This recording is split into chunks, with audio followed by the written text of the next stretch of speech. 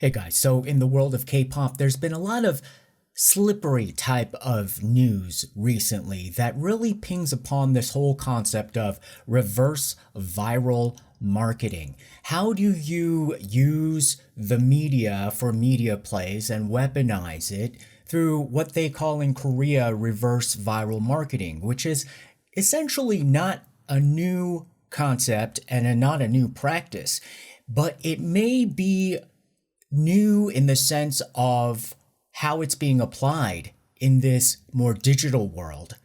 So let's go over how this recent thing with HYBE and a company called FastView came about, how it relates to Bang Si-hyuk being criticized right now for perhaps engaging in some sort of financial scheme, and then even Aespa's Karina getting into a bit of trouble for so-called electioneering. You know, they say the road to hell is paved with good intentions, so let's see exactly which intention these intentioners were intentioning.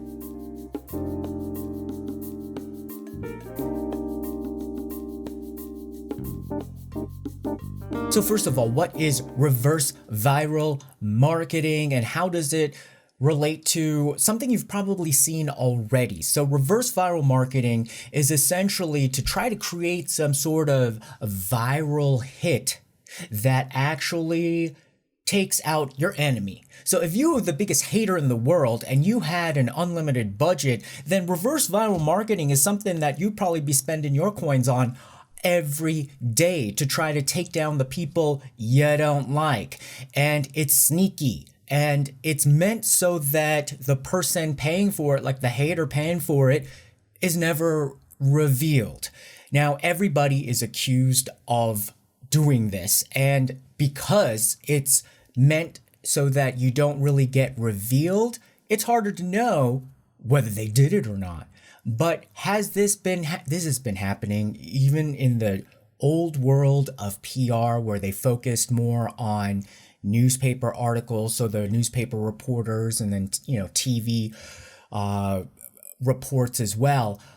Essentially, what you do is you hire a PR firm, and instead of saying like, okay, I'm a company or I'm an individual, but let's say it's a company, and let's say you're a soda company, and you're like, instead of promoting me, why don't you, wow, my competitor, that other soda company, just had like a fire in their factory. Maybe there are accusations that the competitor, is not doing things safely or making labor violations. Why don't we promote that story? You could do it that way, or you could just do it in the sense of even more slick, that you're going to ask this PR firm to really promote the issue of safety management in factories, and thereby, for example, because it's in the news, that other soda company, or labor practices, promote that as an issue. And for example, my competitor doing bad things. And so that in a way brings it down, and you're trying to get on top of a moment. And so that's even in the old world. In the new world, it's even faster with viral marketing campaigns, or the hopes that it just spreads like wildfire. So 3 things that are in the HYBE orbit and the K-pop world that it's being accused of, like, this is a viral marketing or not. There's 2. One is Bang Si-hyuk and his IPO of HYBE, and Karina being accused of electioneering for the conservatives. So these 2 issues are examples of whether this is viral marketing or not, something that if you are going to pay for viral marketing, you jump on these 2 issues. And people are saying, well, each one is being promoted to hide the other.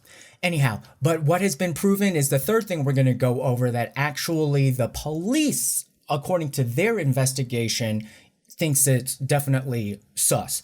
So the first 2 things, like, the things that recently came up in the news, you have Aespa, Aespa's Karina, she was wearing this red and black jumper, like a jacket, and it had the number 2 on it. why is this controversial? Well, she is accused of supporting the conservative candidate in the upcoming snap presidential election, which is essentially next week. And number two is the conservative candidate, and red is the color of the Conservative Party.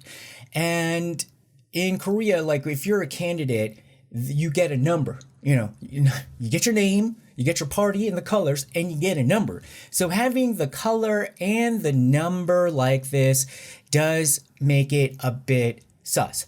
Now, in Korea, the K-pop stars and celebrities, everybody, are supposed to refrain from putting out their political viewpoint. You might think like, oh, well, what about freedom of speech?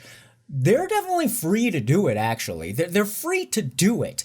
It's just that most people will look at that as being paid or trying to manipulate public opinion, but mainly paid. And, no matter, I don't know where you guys fall on the spectrum of what happened in the United States, but definitely there was a debate over where was that line in the last presidential election of, just a celebrity putting out their endorsement, or whether it looked like, there was some sort of remuneration or even coercion involved to put out a statement. So in Korea, just everybody playing safe, just stay out of it. And that's what they tried to do. And in Korea, I think the very interesting thing and reason why it's a little bit easier for celebrities to just, stay quiet with like what colors they're wearing, what numbers they're wearing, and all of that, is that the election season is regulated by law, and it's not that long. It's a few weeks officially. So, you only have to live with all of these campaign posters and all of this noise of the street campaigning for a few weeks. And it's supposed to be all done in that period. And I think in general, it lowers the cost of campaigning, definitely in Korea versus the United States. And so this does look like it could be a situation. Now, speaking of Aespa and SM and then the CEO and the HYBE CEO, well, there is a new, just as an aside, there's a new documentary over on Amazon Prime called Isuman or Lee Soo-man, the king of K-pop, and yours truly, they used my clips. So if you guys are looking at that and you're just like, what? Sean showed up in there. Yeah, I didn't even know. Somebody had to tell me at a house party that, oh, we saw you in the documentary. I was like, what documentary? So they pulled some of my clips from, those old videos on the whole HYBE versus SM, acquisition saga with Kakao. And it's in there, but, they just used it as fair use and, hey, why not? But speaking of the CEOs and things like that, Chairman Bang Si-hyuk, this is not an issue with the HYBE versus SM versus Kakao whole debacle. This was a little bit earlier. And Bang Si-hyuk is accused of essentially tricking early investors into basically giving up their shares at a cheaper price before he did the IPO. Now, this shareholders that they're talking about, who were the alleged victims of the alleged Bang Si-hyuk statement that he's not going to do an IPO, are early investors. So this was before the stock was open to anybody to buy. And these early investors were saying like, HYBE should really do an IPO. Like, why? Because if you're an early investor and then IPO, you get a lot of money. And so Bang Si-hyuk is accused of saying to these investors, no, we're not doing an IPO, while he was filing for an IPO.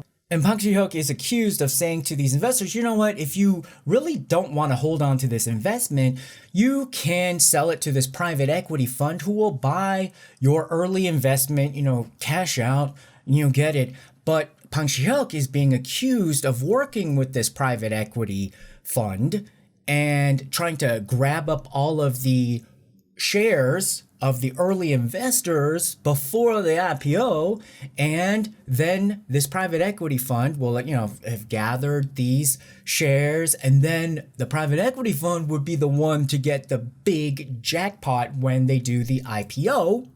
And Bang Si-hyuk is being accused of making a contract with this private equity firm to receive 30% of the profits of said, scheme of trying to get the early investors to give up on their IPO dreams and sell it to the private equity firm, and they could get the big profit. So if Bang Si-hyuk is guilty, he may face a fine of about $5 million, and he could also be in prison for 5 to life. So we'll see how this works out.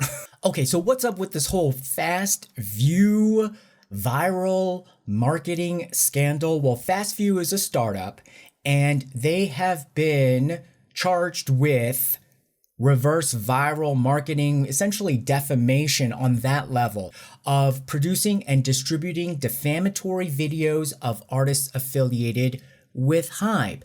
This case has been sent to the prosecution from the police with a recommendation for indictment. So essentially the police say that we've looked at the evidence, we think, is pretty bad, and that the prosecutors should now handle it in the courts to bring a criminal punishment. So why FastView in particular? What makes this different, and why is this pretty bad? And why do I feel like I think they sort of just stumbled into creating a Frankenstein? Because the origin story of this company doesn't seem like it was designed for this nefarious purpose, but it's just kind of like, somebody trying to make soap and, put some vanilla fragrance in it, and suddenly they're like, wow, I made dynamite or something.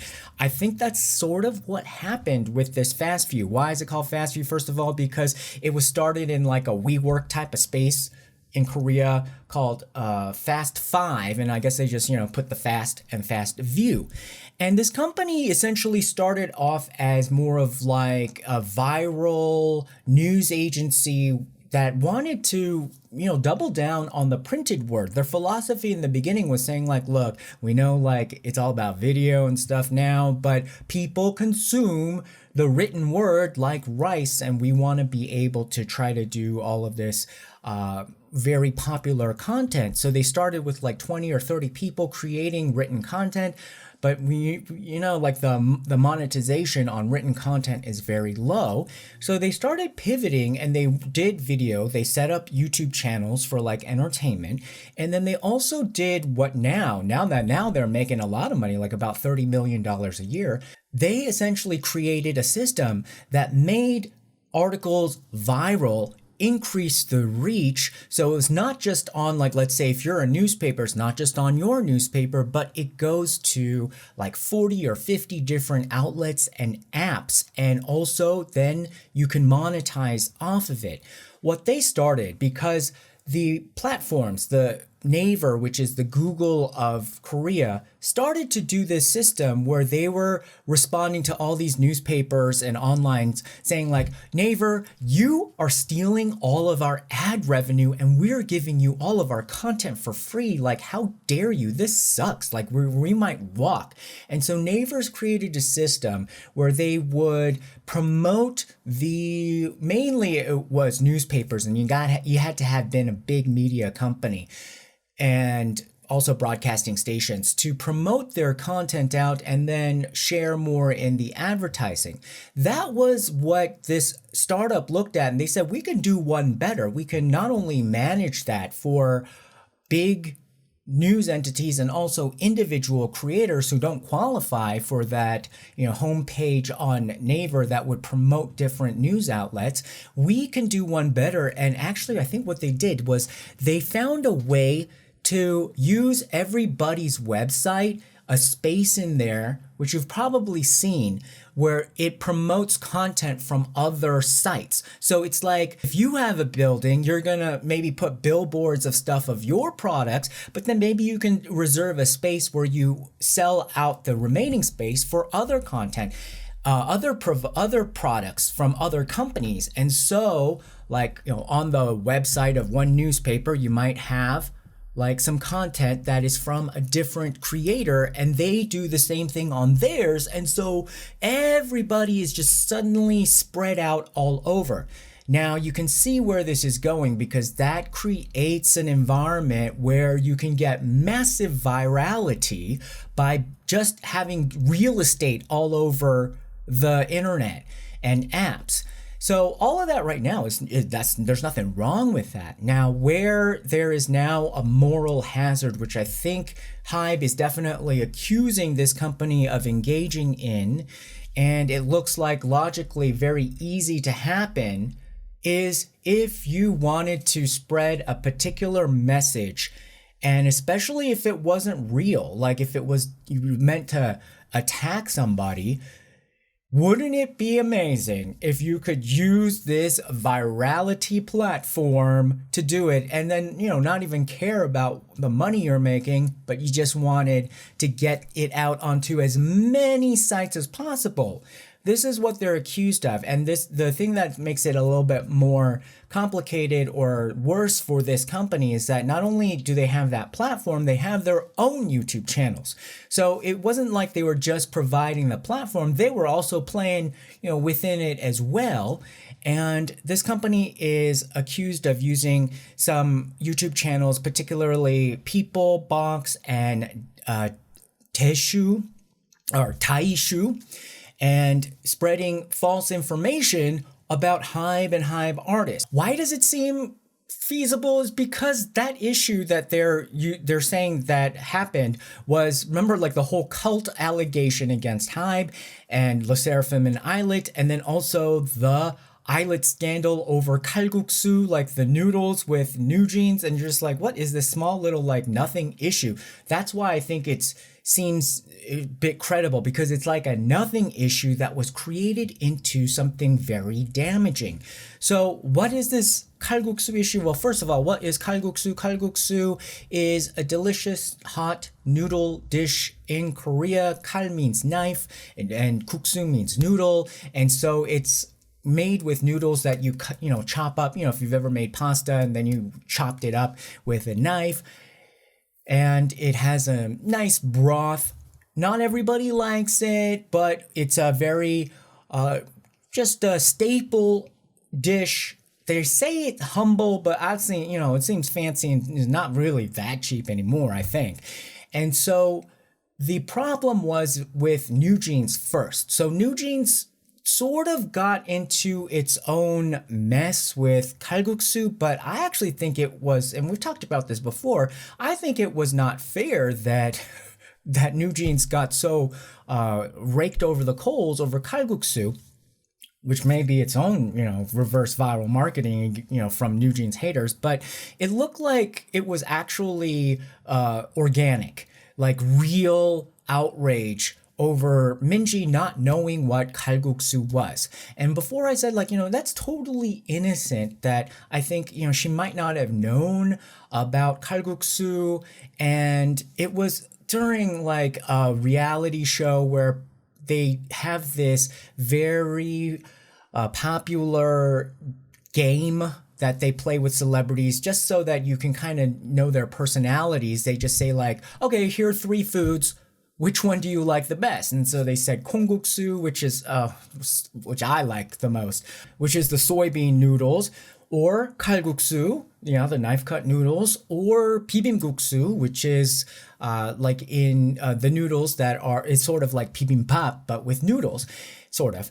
And she was kind of saying under her breath, oh, well, what's kalguksu? And people thought that she was being hoity-toity over that, like, oh, well, she's too good for Kalguksu. But I think she had to explain a year later that she just didn't know. She didn't try these foods. And, I think that was legitimate. But people didn't like her reaction on that either by, because they said that, oh, she's just, copping an attitude saying like, well, I don't know this dish. And so a week later after that, in January 2024, remember, before the whole April 2024 press conference, she had to apologize. So in a way that was kind of like negative reputation on NewJeans over this stupid Kalguksu issue. Now, it could have just died there, but NewJeans themselves were the ones that brought it back up in May as an attack, it seemed. That's what they're being accused of. When Illit also did their own version of a reality show, they went to some place in the mountains during the snowy time. They were just like hanging out, in the living room, chatting, and it's supposed to make the viewer feel like, oh, you're like one of their friends in the living room and you're talking about, oh, which food do you like best? They went hard on this. This was like 15 minutes. It was really long, which basically I'm saying is that they didn't purposefully use Kalguksu as an attack against NewJeans, as NewJeans claimed later. So NewJeans said like, oh my God, Illit was making fun of us by bringing up Kalguksu. Kalguksu was one of probably like 50 different food options, and you could see a consistency. Like I could see that it was not meant, they probably didn't even think about NewJeans at all.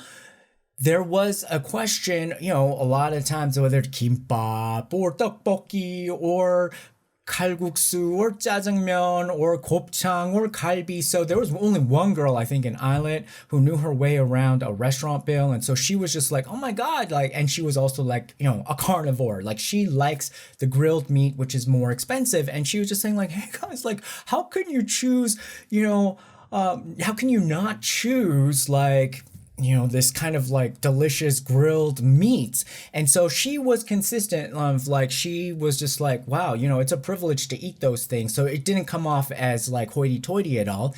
And you can tell the other girls, they love carbs. Okay. They were always choosing the option that was like more carb centric. And so in that one thing about kalguksu, that was the carb choice. And I think it was very consistent because, the carnivore, she chose the meat, but everybody else just, continued on. And it was just a very brief moment. It did not look like it was an attack. Well, the viral marketing part is that somehow that messaging got across, even though it didn't look like it at all, that Illit was using this Kalguksu issue to make a purposeful dig at NewJeans, and it just spread. And so this is one of the examples of what FastView is being accused of facilitating. So if you had somebody come in and pay, now this is like for them, for them to release, this is essentially, I'm just surmising of like how this could logically happen, is that FastView, they haven't turned a profit yet at this time. They did turn a profit for the first time last year. How coincidental. Well, if somebody came in and said like, look, we're an individual creator, wink, wink, and we want this, kind of promoted on your platform, and, moolah from somewhere can be diverted and funded through, and then boom, they're probably thinking like, oh my God, look at this. Like we have like a power, here that can, definitely have a price tag on it. And so that is the part that is a bit troublesome. And that is what has been referred to the prosecution as, well, maybe, it's a little bit sus. So that's in a nutshell how reverse viral marketing could work in one of the newest senses from the startup viewpoint, but it is just a tale as old as time and a service that people have been selling since probably the stone tablet days, or like who's going to spread some gossip on behalf of somebody else, to bring down the farmer in the next patch. So what do you guys think? Put your comments below. Remember to like, share, and subscribe, and we'll see you again next time. Bye bye.